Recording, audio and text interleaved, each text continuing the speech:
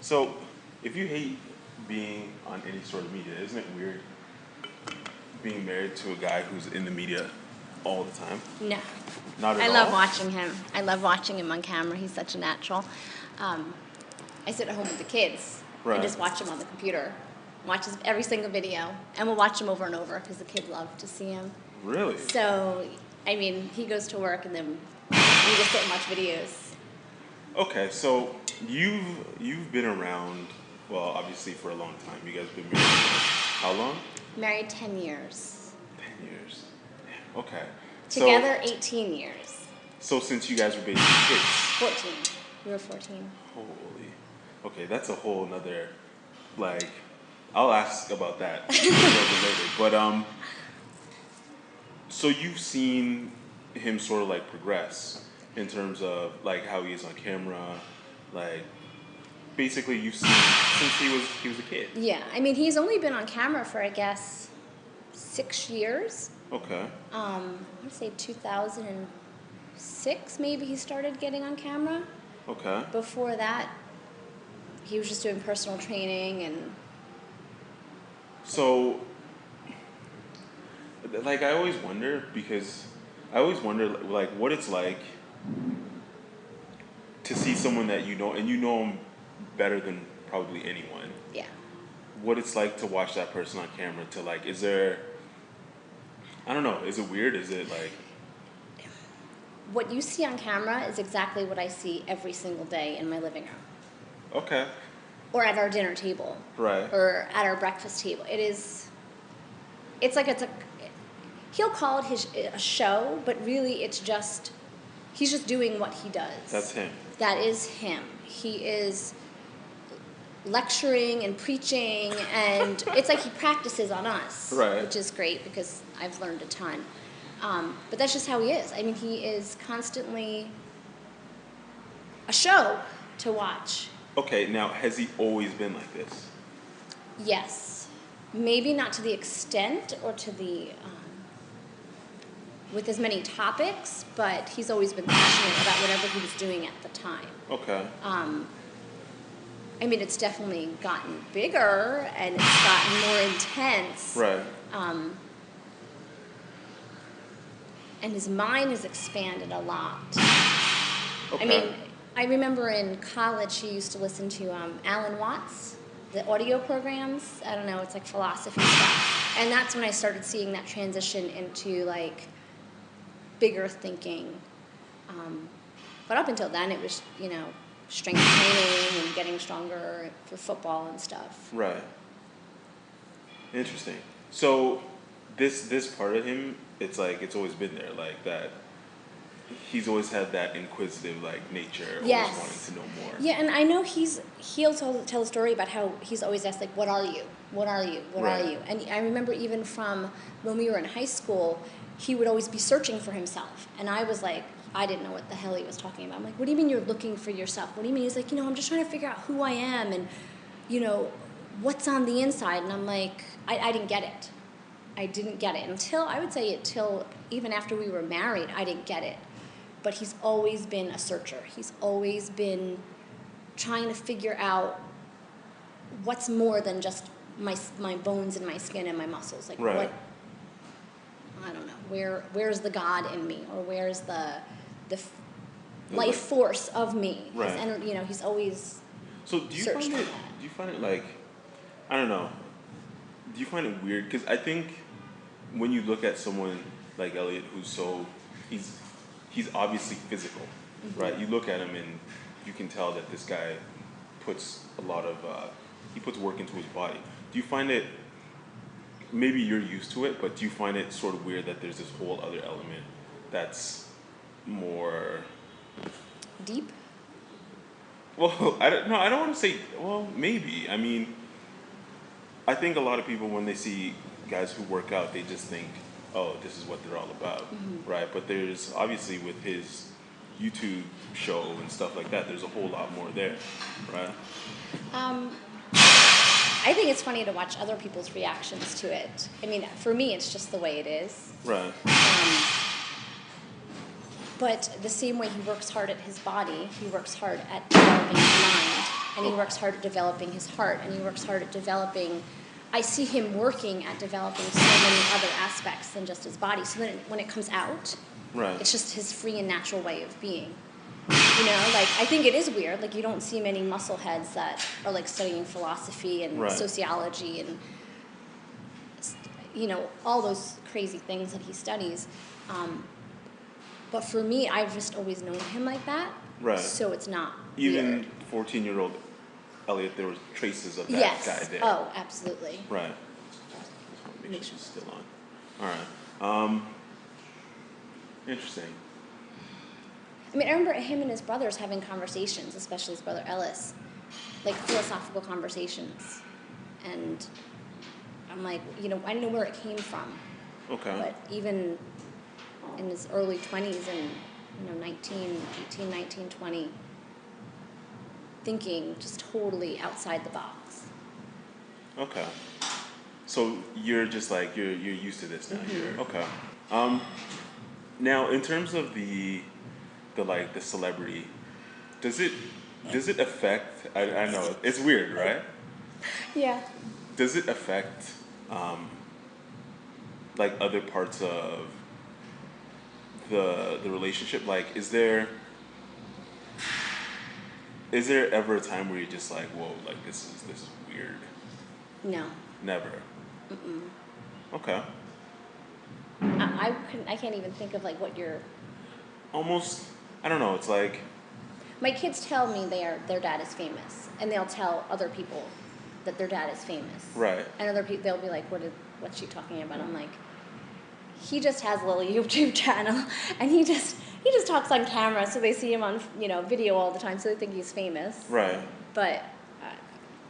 Well, within our community, he's certainly famous, and I think, like, when we go to San Diego, when we walk into the room, people are going to know who he is, right? But it hasn't gotten to a point yet where it started to affect you guys in other ways. No, I mean, and again, I'll say, even from when we were in high school and college, no matter where we go, people know him. Even before he was on film, it would just seem like wherever we went, we were on our honeymoon in, like, Aruba, and he knew someone on the cruise. And Okay. well, we went to a restaurant when we were in, say, San Diego, when we were out there, San Diego, and he knew, like, it just seems like it's always been that way. So now it definitely is a little bit more. Right. We went to, we took the kids to Baha'i school, which is, it's like a religious type school, a couple times up in Clearwater, and, like, that afternoon he got an email like, oh my God, I can't believe you were at Baha'i school. I didn't know you. I watch your channel all the time. So, I mean, it's like, he gets it, but it hasn't affected us. I mean, Okay. besides the fact that he travels, you know, being Right. that he goes, that affects the family more than anything. Okay. Not negatively, it's That's just change. the nature, Yeah. right? Okay. Something I want to touch on. This is maybe like this sort of resonates with me, and when he tells a story, it's something I'm really curious about. Is he talks about the times where things were tough in terms of, like, getting the business off the ground and things like that. And I always wonder, for someone who's like the partner of someone in that position, is it Frustrating? Yeah. Again, we're very, very open. Our communication is always flowing. And he said to me very early on, if we decide to, you know, go forth and get married and have a life together, it's going to be a roller coaster. I mean, he has said this to me many times, so that before we committed to each other, you know, we were together in high school and college, but before we actually got married and decided to have children, he was very clear. And knowing him for that many years beforehand, I knew what he was talking about. And he said, it's not going to be easy. It's not always going to be roses, because he's, you know, up and down, up and down. And I know he does crazy things. He always does crazy things. Right. He always does things that people usually aren't willing to do, that usually put us in situations that make things a little difficult. Right. He loves to be uncomfortable. Right. Loves to be uncomfortable. I'm like, can't we just be comfortable for a couple months? Right. No, he likes to be uncomfortable.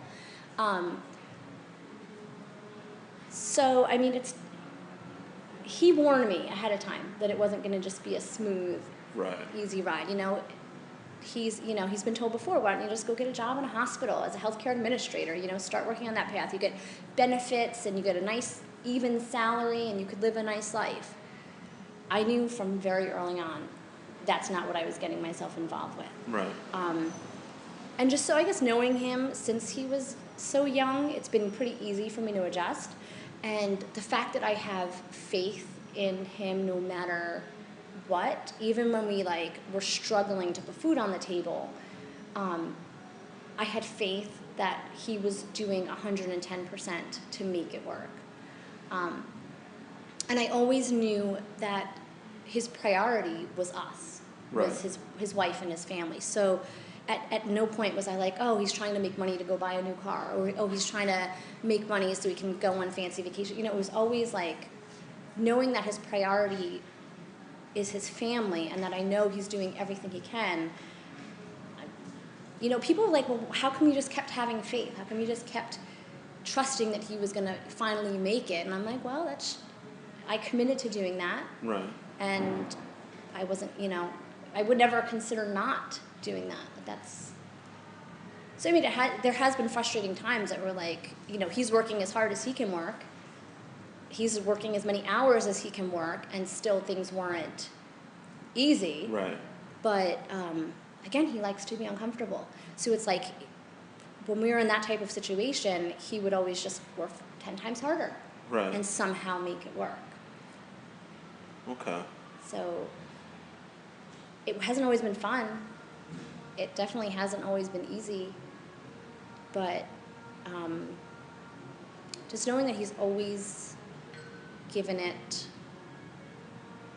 way more than anybody could possibly give. You think oh, someone can work this hard, but then he just goes beyond that and works beyond right. what you think he's capable of. So in those instances where it was really trying, what did you do to, or was there anything that you did to find that reassurance that this is... We definitely prayed a lot more. Okay. During those times. I remember praying with him, and I think your faith becomes a lot stronger when you go through times like that. Right. So I know that we did, I'm thinking of a couple of years where we did go back to our faith a lot stronger. Right. You fall back on God when things are difficult. Right. So that really helped. And then, just being thankful for what we did have. Whenever I'd ask him for money for the mortgage or for food, whenever I'd say, okay, I need however much money, and he would give it to me and say, just thank God. Don't thank me, thank God. Right. And just constantly just being thankful for what we did have, and just keeping that gratitude at the top of our hearts, the top of our minds, just rather than thinking oh my God, how are we going to buy groceries next week? It's well, let's thank God that we can buy groceries this week, and right. then focus on next week. Wow. All right. I know. Can't even think of anything. And we had kids at that time too. It right. wasn't it was just he and I. The more kids we had, the more mouths to feed, and thankfully we don't have to worry about groceries now. But it was tough. So, did you ever have any? I'm sort of I'm speaking from a place where I'm I can relate to some of the things you guys are talking about, mm-hmm. and a lot of almost watching or speaking to you and being around Elliott. It's I'm hoping it's sort of seeing how things are sort of playing out for me mm-hmm. right now. Did you guys ever have any concerns about having more children or anything like that, given the way the situation used to be? Well, we always just got pregnant. Okay. With Isabel, with our first one, we kind of knew that we were going to have our first child. And then after her, it was just oh, looks like we're pregnant again. Oh, okay. Looks like we're pregnant again. But again, we have faith that if you work hard, God will provide. Right. So, and again, I don't know if it's just blind faith. I don't know if it's stupidity. But I honestly, and every time we found out we were pregnant, we were okay, here we go again. Let's get back to work and keep pushing forward. But I mean, there's always that fear, like, oh my God, we're not going to have it. But by the time Benjamin came around, things were looking up, looking better, and he's only 2.5. Right. And we just have faith that when you work hard and you have your intentions set in that direction, that it's going to work out. And again, he likes to be uncomfortable. So even when things start to get, like we used to use credit cards. We used credit cards for years. Simone was born in August of 2008. And on September 11th, 2008, so a couple weeks later, we decided to pay back our credit cards. So every Monday, it was like $400 would come out of his account to pay back our credit cards. Whether we liked it or not, that money was coming out of the account. Right. And we didn't have $400 a week to pay back credit cards. Right. But somehow, every Monday, that money would come out of his account. And it was just like, it was crazy that we decided to do that, but it was a priority to get out of debt, and it was what we decided to do, and we had faith that it was going to work. So, having our third child, figuring out like, okay, well, we used to use our credit cards to buy gas and groceries, right. And now all of a sudden we're going to have to use the money we have for gas and groceries and pay back. So again, he likes to be in situations where he's constantly challenged and then having to rise to the challenge. Wow. And that's difficult for me because I like to be comfortable. I like to just know we're going to have this. Even if it's not a lot, I don't need a lot. I need healthy food, a car that drives, a roof over our head. I can shop at Target for clothes. I don't have high expectations or high needs. And neither does he. But if we're here, he wants us to be just a little bit uncomfortable to get to the next level. And not necessarily to get fancier things, but just, I think, to push himself, just to see what he can do. And that gets frustrating sometimes, because it's like, can't we just chill? Just chill. Right. Like now, this year, student loans. Between the two of us, I want to say we had at one point it was $80,000 in student loans, then it dropped to 60, because we've been paying for the last 10 years, 12, however long we've been out of college, we've been paying back student loans. He decides this year we're paying off student loans. In 2 months, he paid off his student loan. Hey. 2 months. Now we have all my student loans to pay back. He's like, by the end of this year, we're going to have no student loans. I'm like, can't we just be comfortable for a year? He's like, no, this is going to get done.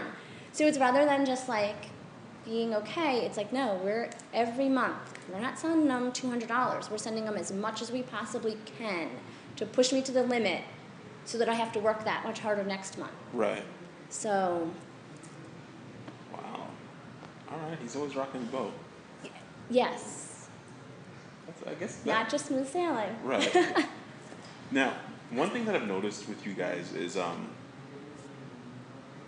and I have to give him credit for this because, no, I'll give both you guys credit, obviously, but I noticed that he puts a lot of time in with the kids, and a lot of people I know who have attained a certain level of success, they end up sacrificing something, and it's usually the family. But I've noticed that Elliott, he'll come in and he'll have taken the kids somewhere, or he'll leave because he has to go pick up the girls from gymnastics or something. How did you guys? Well, I would say back when he was working, I remember when we first moved to Florida, he'd leave at 5:30 in the morning to start training clients at 6, and then he wouldn't get home until after, I think the gym closed at maybe 10, so he'd get home at 10:30, or maybe it closed at 9, so he would never see Isabel. Right. There were months when he worked at the gym here in St. Pete that, weeks would go by, and he worked 7 days a week. Right. I think he worked 3 months straight without taking one day off. Right. From 6 a.m. to 10 p.m. And we'd sometimes drive down to St. Pete just to have lunch with him, so he would at least get to see us for half an hour a day. Right. So it hasn't always been this way. But as he's been able to, and since he quit that job, and again, he quit his job months after we bought our first house. Why he would do that? This is Elliott.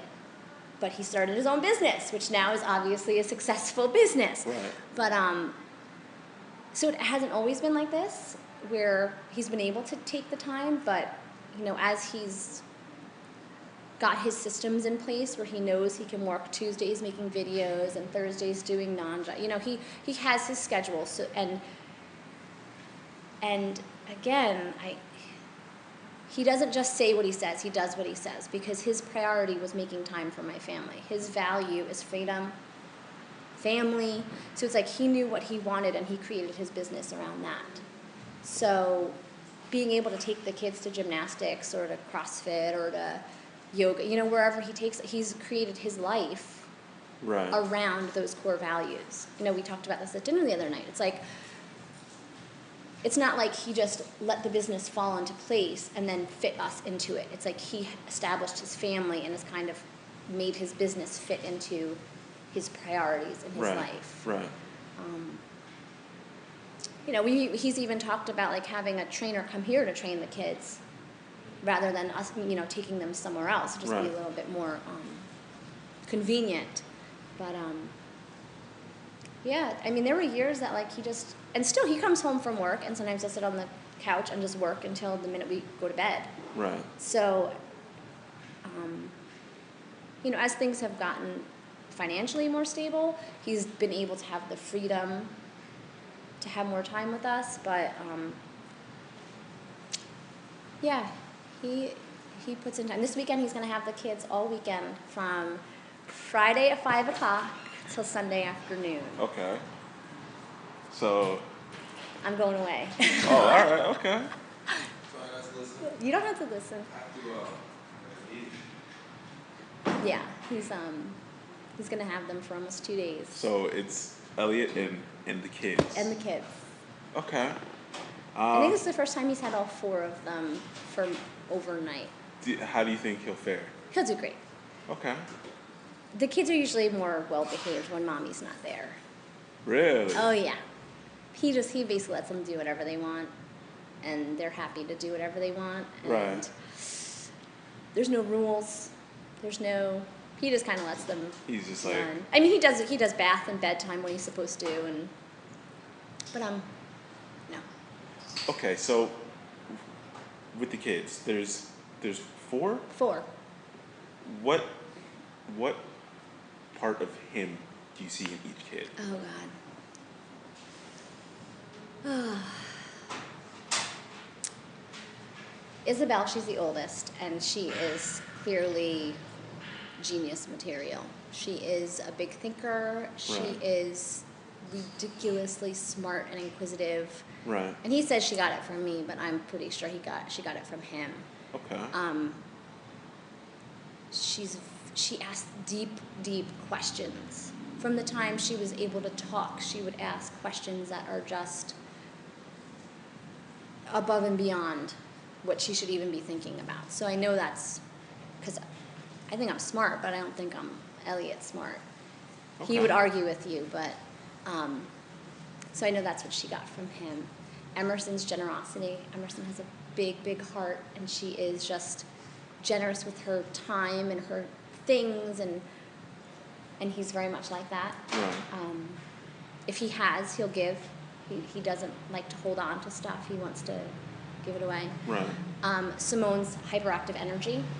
Simone is like a ping ball. What are those called? Those little balls that just bounce all over the place. Like, she is a ball of energy. And when he was a child, he was very much like that, from what I hear his parents say. And still, you get him going, and he'll just be bouncing all over the place too. Right. And Benjamin, we don't know yet. I mean, he definitely looks like a little clone. Right. He's Elliott's clone, but personality-wise, Benjamin's just laid back, and I guess Elliott can be laid back, but I don't think his personality is quite obvious yet. Right. Okay. Interesting. Yeah.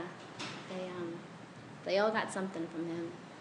So, what does the future hold for the family Hulse? No more kids. You're done. Oh, we You're are so done. All right. We are so done. If Elliott wouldn't have gotten his snip done when Benjamin was 6 weeks old, we'd definitely be on baby number 6 by now. Wow. Yeah. I knew we were done with number 4, and I made him promise me once I have this baby, do not let me convince you that I want another baby. Because I knew I wanted 4 and that was it. And of course, after Benjamin was born, I was like, maybe we should have another baby. And he's like, no. So this is you. This is yours. Oh, he'd have more. Right. He would have 10 more if I wanted to. Wow. Okay. I knew 4 was my limit. And even with 4, I feel like I can't give each one enough. Right. I mean, no matter how much you give, you don't have 48 hours in one day to divide among four children. So, yeah, he would have more. I was just, my 4th pregnancy was really, really hard, and I was done. That was it. You tapped. Yeah. Like, and we got our boy. right. You know, it was just the icing on the cake. Now, if he was a girl, we probably would have had 6 children. Yeah, because I didn't want an odd number. I'm just a little bit particular about that, so Right. we would have gone and had 6 kids. What's it like in the house with that many It's like kids? a circus. Yeah. It's like a circus. It's like a 3-ring circus. I mean, there's stuff going on in the playroom. There's stuff going on in the living room. There's kids dressing up. There's kids running up and down the stairs. There's Isabel slamming her door to keep the little ones out. Right. There's someone come wipe my butt. There's kids trying to escape out the front door. Kids trying to escape over the gates. I mean, it's crazy. There's always something going on. It is crazy. Last night, I ran out to the store and I came back, and all 4 of them were like sitting on the couch watching a movie that Elliott had put on, and I was like, wow. Like, that does not happen very often. Right. All 4 of them to be sitting down at one time quietly. Does not happen. Wow. Yeah. It sounds like you guys have a very Full life, but that's like, it's a blessed life, definitely. Yeah. Yeah. Wow. Okay. Yeah. And I'm kind of, everyone's going to be, they're going to want to get a glimpse into what it's like to be part of the Hulse family. Something that has always, when people ask me, like, how did Elliott build his business? How did he go from, like, being a personal trainer to being where he is now? He's rebellious. Right. And just that spirit in him that says that I don't have to settle for what I'm doing. I can always do better. I can always, I don't have to just follow along with what everybody else does and says and be like a sheep. Right. But even beyond that, I think his biggest quality, like his most, what makes him stand out from lots of people that I see that are just in their miserable jobs, and is his courage. I mean, there have been times that we've been scared, like, what are we going to do? And he'll act in spite of his fear. He Right. will do the thing that seems the scariest that will get him to where he wants to go. Right. No matter how scared he is. Because people were like, wasn't he scared to quit his job? Wasn't he scared to commit to paying off his credit cards? Wasn't he scared to any 1,000 of those things that he's done people are just like, why did he choose to do that? And it's like, well, because I don't know where he gets the courage from, but somehow, regardless of how scared he has been at different parts of his life, he's chose to do it anyway. Right. And I think that's the essence of him. It's like, don't let your fear stop you from getting to where you want to be. Right. Because there are so many people that that hate their job, that are miserable in their marriage or in their family situation, and they just stay because it's more comfortable. It's right. the easiest thing to do. Right. But they're just scared that, what if I do quit my job and try to do something else? They're scared of failure. Right. And I think to be able to see him time and time and time again, knowing he's scared, he'll tell me he's scared, but then to still do it anyway. That has inspired me. I mean, we've had our babies at home. All our babies were born at home except for Isabel. Okay. So when I see what he can do, and then he is able to encourage me and able to support me, I know he's coming from a place of experience, doing things he's afraid to do, knowing that there's going to be a better outcome than if I just stay doing what I've been doing. Right. So he's always led by example.